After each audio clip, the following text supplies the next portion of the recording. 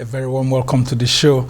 Now, as the race towards the 2023 elections gather momentum, the founder of the Household of God Church, Reverend Chris Okotie, is calling for a postponement of the polls and proposing an interim government as the solution to Nigeria's political problems, which he says has not delivered democratic dividends to Nigerians.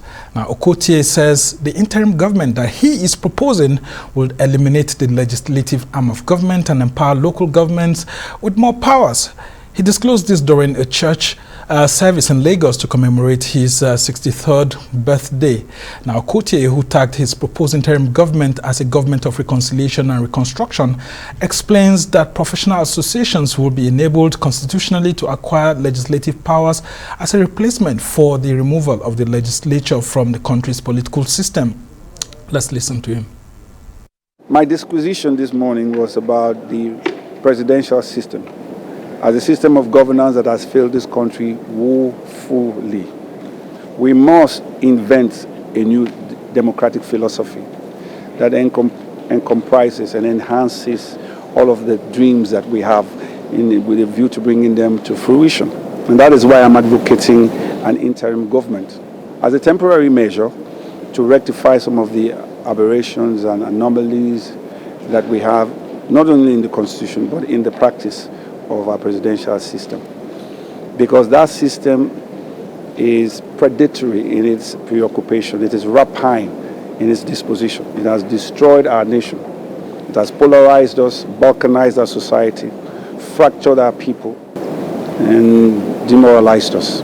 We must do something. So I'm appealing to all of the presidential flag bearers to temporize and maintain a hiatus peacefully so that we can enter into an interim government that will rectify all of these problems that we have and become the instrumentality for the crystallization of the new Nigeria of our dreams.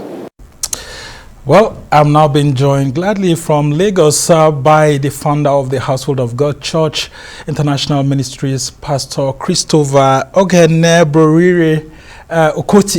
I mean, a famous Nigerian, well-known, but lots of elderly ones and young ones. I mean, a musician, a cleric, someone who holds the nation dear to his heart. So good to have you join us, Reverend Chris Okotie. And you're looking so wonderful. I mean, you're aging gracefully, if I may put it that way.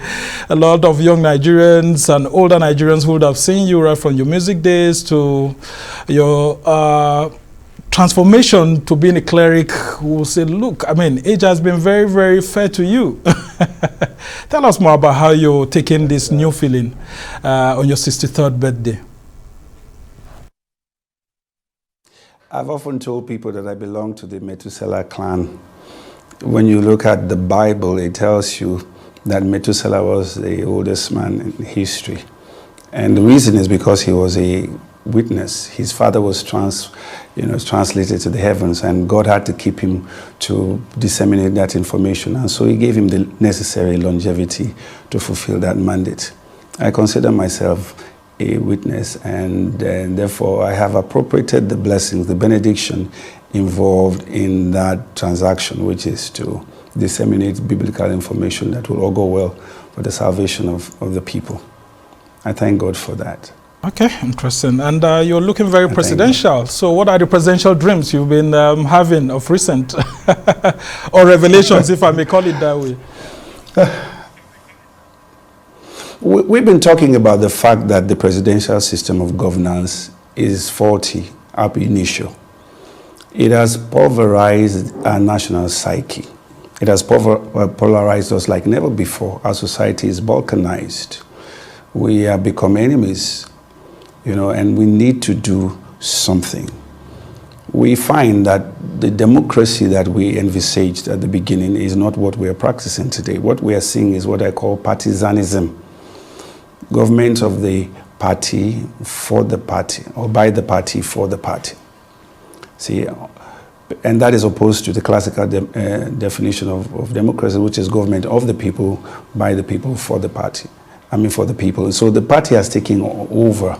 And that is why we are seeing all the aberrations and the abnormalities. And it has become necessary to do something, and something really drastic at this point. You're proposing an interim government. This has pitched you against lots of Nigerians because, I mean, a lot of Nigerians have very sour memory of interim governments in the country. And the last one we had was in 1993. And we all know what happened with the Shonekan government. In just 82 days, that government was sacked by the military. Aren't you trying to deconstruct the Nigerian state against its own people? Not at all. Not at all. It has become absolutely necessary to go into an interim government as a necessary, let me put it this way, a mechanism that would be needful for the crystallization of the new Nigeria of our dreams. If we proceed in this path, it's a journey in futility, it's a Sisyphean quest. It's like seeking to embrace some transient mirage. It's not going to work. It is true that the example that you give, that you just gave here, was fraught with difficulty. But that doesn't mean that we cannot practice it. There is nowhere else to go. This direction leads to nowhere. It's going to take us back to square one. And our society is so fractured at this time that we need something that will pacify the people. Some kind of a palliative, an amelioration that will heal the wounds of the Nigerian people. Because the party system, this system that we are practicing now is not democracy. I call it partizanism. Government of the party, by the party, for the party. It should be government from the people, for the people, with the people. That's what this is supposed to be. But that's not the case. We can enter into an interim government constructively, where we deal with the problems of our constitution. We deal with the federalism that we are supposed to be practicing, and all of the difficulties that we have encountered as a result of a misconception of what true federalism is. Now, there's a restructuring that must take place. Now, all of these things that we must do cannot be done by an external government. No government, no sitting government can do this because of, party considerations and things like that. So we need to deviate from this course and enter into an interim government. There's a philosophy in physics that is called solvitur ambulando. What it simply means is that as you move along, you will come to the solution. But I can say to you now that our presidential system has stagnated, completely struggled. So the next step we must take is to go into a place where we can bring sanity to our political climate. Where we can begin to appreciate the responsibilities that leaders have. Okay, sorry to those Sorry to just cut in there, because I want us to be very straight and clear here. Where will the government derive the powers to be able to ask for an interim government to come in place? It was easier with the military to be able to call for an interim government, but not with a democratic government with a president that already has a secure tenure and the National Assembly that already has a secure tenure. Where will this new law or guiding form of legislation that will be able to allow for the formation of an interim government come from, considering that even you are a lawyer yourself, and you know that there must be procedures to be followed before such an interim government is put in place? I'm fully persuaded that the president has the capacity to effect all the necessary changes for the survival of our nation. There comes a time in the evolution of a nation where you have to take drastic measures if you don't want that nation to become extinct or to fall into a certain fragmentation that is irreconcilable. So what we must do is, like I said now, is galvanize the Nigerian people into a conversation that will lead to that kind of transition. And when we collate all this information, I'll send to the president as a transcript and to the House of Assembly. It's the will of the people. That's what democracy is predicated on. And if the people understand that that's the only way forward, the necessary laws can be made and the president can sign. And I believe this could be President Buhari's greatest legacy. It is absolutely needful, and there's no other way to go. The man was not made for the law was made for man. And therefore, we cannot get into a situation where we're saying there's a situation of such immutability that we cannot change it. It can't be changed. It must be flexible. It must be done in a manner that it reflects the wishes of the people, and then it guarantees the existence, a corporate existence of our nation. So I think it is very, very easy to do once we have the will, and the Assembly, the National Assembly, is in cahoots with the president as far as this is concerned. It can be engendered. And now, you must have heard legal luminary Chief Afe Babalola calling for almost the same thing that you're asking for. Is there a difference from what you're proposing from his own proposal, or you think it's almost the same vision that you both share? I have not examined the proposals that he's made, but the important thing is that he recognizes the need for an interim government. Nigeria needs to go into a surgical operation. There are too many aberrations within our constitution. That constitution is not a democratic constitution.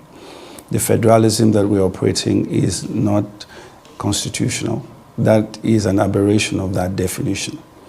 It's a terminological inexactitude. And I'm saying that things have degenerated to such a point that the difference between politicians and patriots will become very obvious. Are you a politician or are you a patriot? And if you're a patriot at this time, you know that concluding the presidential elections will take us nowhere. It is just going to take us back to square one. And that's why I appeal to the presidential flag bearers that they should temporize and maintain some kind of a hiatus to enable the Nigerian people gather themselves together, come under a canopy that will enable us restructure our nation and get on with the work of the pursuit of happiness to make sure that we still remain a nation. It can be done, and I believe that it will be done somehow. And with 8 months to the next general election, presidential election to be very specific, aren't you calling for anarchy? I mean, because we are close to the next election, why should we be going into an interim government? This same election is where the people exercise their will. You must understand, democracy in itself does not necessarily mean that people have to vote. It doesn't. It just requires assent. For instance, in 2019, President Buhari pulled about 15 million votes. That means it's not everybody who voted for him. But he became president because there is an acquiescence. There's an understanding that this, no matter how many people vote, whoever wins the largest number of votes becomes president. The people are in agreement with it. See, whether they vote or they don't. And so what we're talking about here is that we don't have to go to the polls. We don't. We just have to come to a point where there is an agreement and understanding that this process is inimical to the existence of our nation. And that if we continue this process, it will jeopardize the coexistence of all our people. And that the signs are very, very obvious. And that this democracy that we're practicing has been hijacked by elitism, mysticism, and satanism. And that we must do something about it. There is a concept that is called obscurantism, which is the fact that people are opposed to new knowledge, inquiry, and reform. Nigeria cannot be guilty at this time of political obscurantism. We must understand that society is dynamic, and that if we truly care about the people, and if this is a democratic country, then all that matters is what the people desire, not what the politicians desire, who are in the minority. And I believe that if you talk to the Nigerian people, they will tell you what I'm saying, that something has to be done, and it has to be done quickly. 8 months is more than enough time to reorganize ourselves and pull ourselves together in a patriotic cohesion that will lead to the formulation or the engendering of an interim government. It must be understood that an interim government is like a surgical theater. When people are ill, you don't transfer them from one house to another or from a brother to a father. You take them to a place where they can find medical help. And the interim government is a necessity at this time. And anyone who is a patriot would know that that is what is required at this time. There is no amount, there is no political equilibrium that can take Nigeria from the quagmire of the confusion that we have seen. And the politics are degenerated to such a charade, you know, and it's an embarrassment to our nation. It's an embarrassment, and we must do something. And that is why I'm advocating now, the placement of an interim government. Now, you were saying something about our polity being filled with a lot of, you said elitism, mythicism, and satanism. I want you to expand on that. I mean, what made you to reach such a conclusion about Nigerian politics? Is it because of your failure in 2003, 2007, and 2011 to emerge as president of Nigeria? Not at all. If you want to win an election, you join the dominant parties. I was not looking for a political career because I started this. I first ran for president in 2003. Now, if I wanted a political career, then the wisest thing to do would be to join one of the dominant parties. But I wasn't looking for a political career. I was looking for a tribune, a platform from which to begin to, you know, pontificate, if you would, concepts of political understanding that will bring change to the political system. So it wasn't because I was looking for an office. That was just a platform to let Nigerians know what my intellectual capacity is and the capabilities that I have. But if you look at what has happened in time, true that I have not been around that much, because what I call it is a tactical political catabasis. Sometimes it is necessary to withdraw or to retreat from the arena of conflict to facilitate a reassessment and re-examination of methodology or strategy. Now that hibernation creates a renewed zeal and recruitment at re-emergence. So I have not been idle. Like the eagle, I have maintained a vantage point or position in the firmament of political observation. And that is why I say that if you're going to fix the problem, you cannot be a part of the problem. I have not been a part of that problem deliberately because I have always known that the time is going to come when I'm going to be required to begin a certain advocacy for the people of the Nigerian state. Now, elitism is just that concept that we find in Nigeria, where we have what I call echelon politics. We have all those in the elitist club who pretend to be, you know, representatives of the people. But they are stooges. These are the ones who constitute the dramatis personae in the theater of political stoogism. When they speak, you hear their master's voice. It's ventriloquism. A ventriloquist is a man who can throw his voice at a distance, and that's what these oligarchs do, all these hegemons, the plutocrats. They use this elitist club to further their own agenda and hoodwink the Nigerian people into thinking that they have representation, and that is not true. Then you talk about mysticism, which is people who think that they own this nation and that without them Nigeria cannot get along and they need to be demystified. And they claim everything, what I call social irredentism. Everything belongs to them. And then you have Satanism, those who destroy the order. And they say, well, if my political party or if I don't win an election, then there will be chaos. This is the tripartite diabolical conspiracy that we have seen in the Nigerian politics. And that is why our politics has degenerated to such. It's like horse trading now. It is an embarrassment. It's a decimation of our national psyche.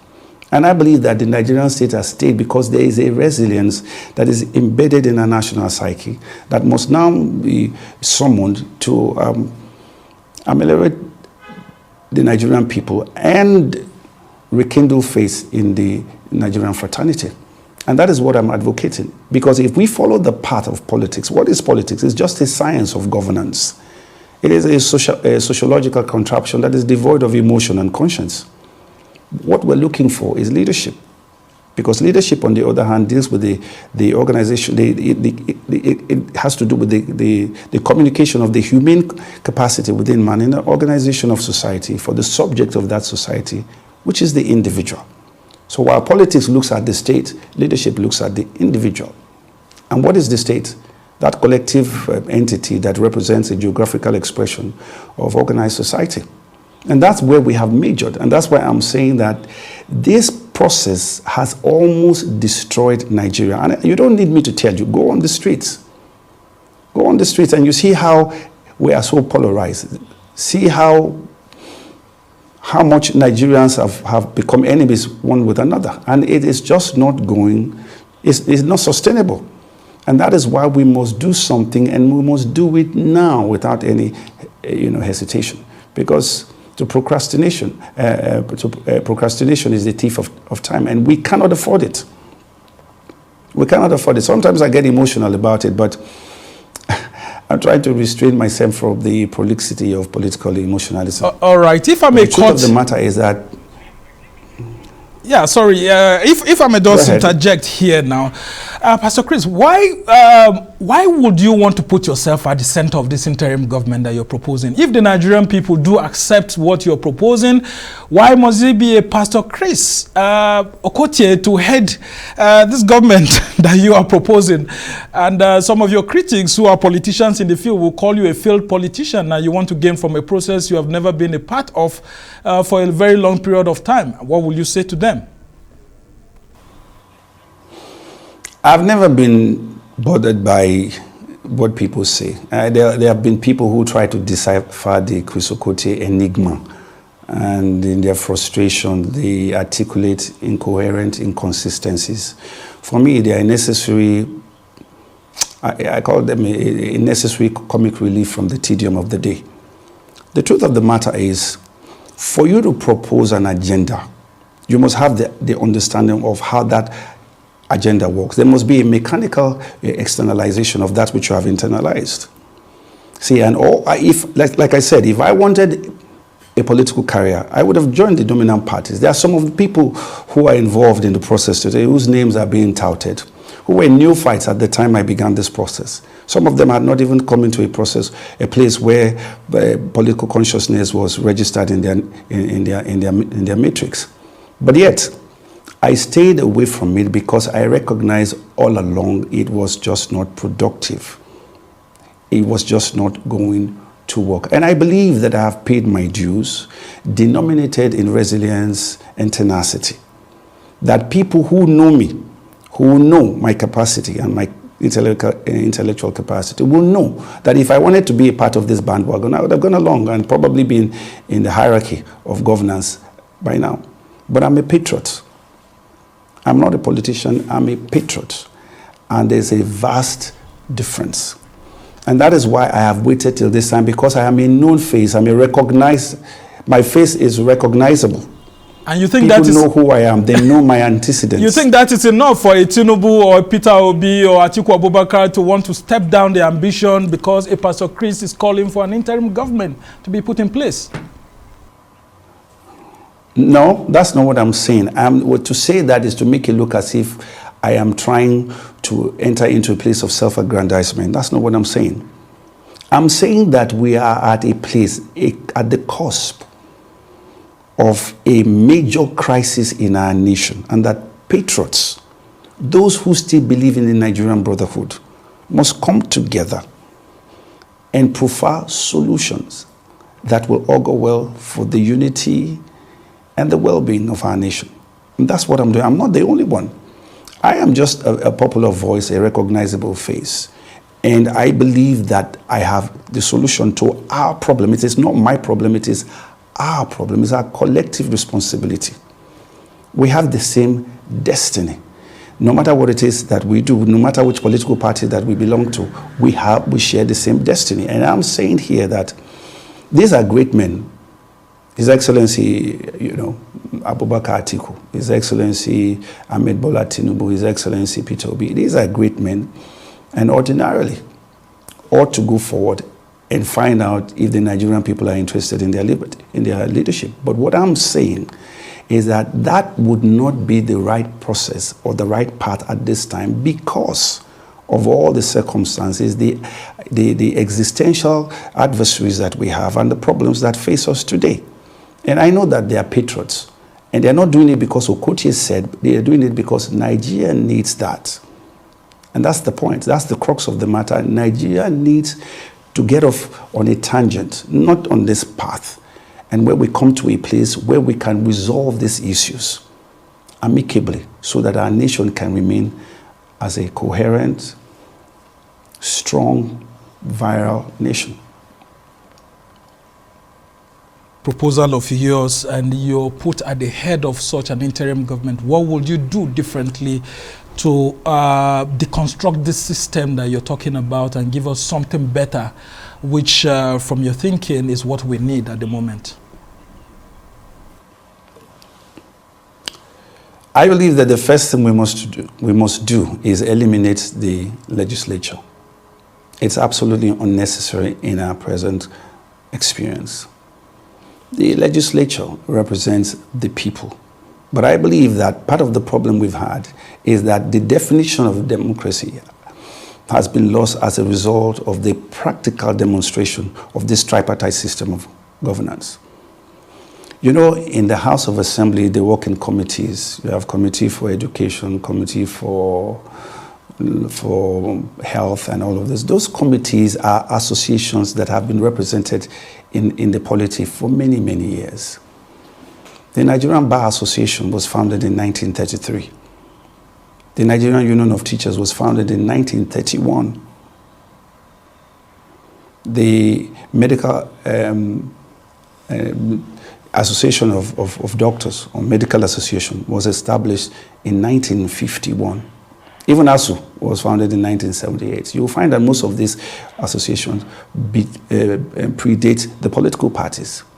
And these are groups that band together, doctors banding together, lawyers banding together, market women banding together by a concept of what I call the concept of gregarious socialization. They form an organic nexus by way of endeavor and enterprise. And they have been in the polity for years. What I'm saying is, give them legislative powers. Enable them to have the capacity to make laws that affect them in their specialized areas of the firmament, so that we do not have to cater for all of these legislators and all the billions of naira that we spend. People representing people when the people can represent themselves. That's what I'm saying. When you eliminate that, then you eliminate political parties, because there is nowhere in the definition of democracy that political parties are a necessity. It was just something that was created by the rich people to dominate the poor. See, it's a patrician system. You don't need political parties to elect leadership. You don't. It's a venture that was created by the rich people, by the plutocrats, the oligarchs, the hegemons. If I may, saying that if we allow the Nigerian people to if I may interject here, are you not calling for diarchy, a mixture of a military sort of government and a democratic government? Because we've seen this happening. And how different is this solution that you're proffering from the parliamentary system, where, of course, we do not have governors? I mean, we've practiced parliamentary system before. You don't have governors. Governors are eliminated, but there's always a National Assembly in place. But now you're calling for the elimination of the National Assembly itself, which is the symbol of democratic development or democracy itself. If you're doing that, aren't we going back to military rule? Because in military rule, you only have the executive and all of this. No, you probably didn't hear what I said. I didn't say that there wouldn't be legislation. I said that power will be transferred to the Nigerian people. So, for instance, you want to make a law concerning health. You go to the Nigerian Medical Association. You empower them to have the capacity to make the laws or start that process. I'm saying the Nigerian people will represent themselves. You want to make a law on transportation. You don't go to some senator or some member of the House of Reps. You go to the Transporter or Transport Association of Nigeria. They know what exactly is going on in that firmament, and they'll be able to give you laws that are more practicable. I'm saying you transfer legislative responsibilities to these professional associations. And they are not paid.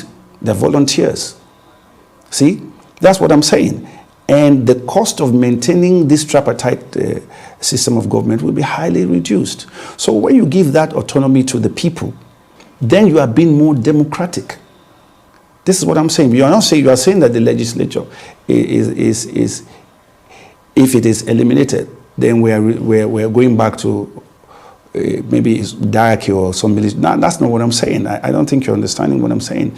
I'm saying give the Nigerian people the authorization to make laws for themselves. They already have representations within the polity. They don't need you to duplicate that in the House of Assembly. That's all I'm saying. And when you do that, then you don't need political parties. And if you don't have political parties, then you don't need ministers. You don't need governors. We can have some kind of superintendents in the states. I have a solution for that. We can elect, we can get through the same process of using that, what I call the democratic box, where you draw from. If you say you are interested in a particular position, you qualify for it, and then your name is put in the box, and people come and draw. And if your name comes out, then that's your position. We don't need campaigns. We don't need godfatherism. Pastor Chris, as we try to round off this conversation, I just want you to point out where in the world we've had this system of government running, the same system that you're proposing, quickly. There is no way it is. Nigeria is going to offer the world a new concept of democracy. We're a creative people. We're a resilient people. We're an intelligent people. We don't need to enter into this system that is an affront to our cultural sensibilities. We have borrowed from Britain, it didn't work. We've borrowed from America, it didn't work. So we are overwhelmed by a fatalistic mimic spirit. We can create a system of governance that is in consonance with our cultural realities. So many times when I hear people comparing Nigeria with Malaysia, with South Africa, with this, I say to them, yeah, you may do that but the comparisons only hold true in academic dissertations and humdrum political punditry. All right. Yes, there might be parallels. There might be parallels in the geopolitical achievement quotient, but these comparisons are inconsistent with our contextual realities. And I'm saying that Nigeria can create a system that is viable. All right. Many of us have been in the university. Well, we must thank you so much, Pastor Chris Okotie, for this innovative democratic governance system that you're proposing, and Nigeria is going to be the very first in the world that will practice it. Is it a revelation from God, actually, to help the country out? I don't want to create a religious provincialism, but definitely every system of oppression is pulverized by Almighty God. Change derives from a vertical impetus that translates into a movement. So I believe that prayers have been said and that God has come to deliver our nation. Okay. We must thank you so much, and we wish you well. You were former presidential candidate of the Justice Party in 2003, of course, the Fresh Party in 2007 and 2011, until you quietly eased yourself out of the political scene and you quietly easing yourself in again. We wish you all the best, and we hope a lot of Nigerians would have learned a thing or two from your proposals. Thank you so much for being on the show.